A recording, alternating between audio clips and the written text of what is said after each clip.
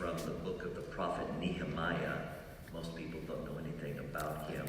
But that book recounts the time when the Jewish people were allowed to return to their homeland after being in the Babylonian exile. This is about 6 centuries before Christ.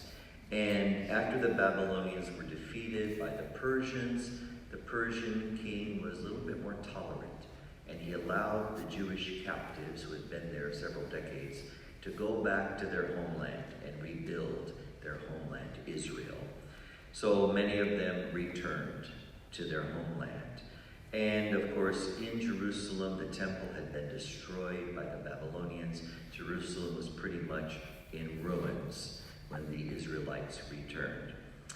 Ezra was a Jewish priest, a Jewish scribe, who was also in exile, and he received permission to go back to Israel. When he returned to his land, he discovered that the few Jewish people who remained in the land during the exile had fallen away from the faith. They had just simply embraced the pagan practices of people around them.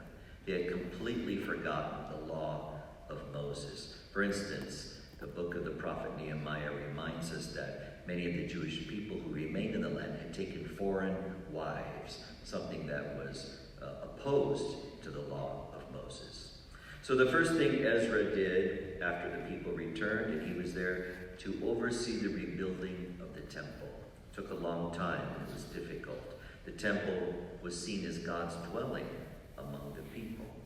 And after that, after the completion of the reconstruction of the temple, we hear today how he gathered all the people together and began reading to them from the Torah. He knew that the people, 2 generations or so had passed. He knew that the people had to relearn the law, that they could begin living once again as God's people. And when he was reading the law, the people were weeping because they realized how far they had strayed, how they had forgotten this covenant with God. But they were encouraged to rejoice because it was a holy day. Anytime people repent and turn back to the Lord, it is a day of celebration. Like the Israelites, isn't it true that we tend to grow a little lazy about remembering God's law? We can be so busy, so immersed in our secular society that over time, people tend to forget what God's law is, and they fall into practices and lifestyles which are opposed to the gospel. Maybe there should come a time when we are reminded, when our society, people need to be reminded of God's commandments so that we can return to the right path. When a person is reminded of God's will, that person can respond in a variety of ways. That person can admit that he has fallen away and repent and return to the faith. Or a person may simply choose to ignore the law and continue living the way he or she wants. Or a person can rebel against the law and attack it as being oppressive or outdated or irrelevant to contemporary life. In our own society, people treat the commandments and the teachings of Jesus in the same way. There are those who simply ignore these things and choose to live as they please. There are those who actively fight against the gospel. They attack it probably because it points out their own failings and their own sins.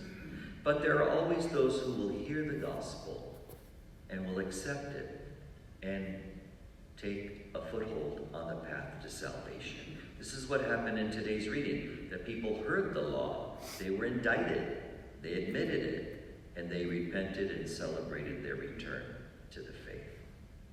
So in our own lives, we have to be careful not to become complacent about God's law.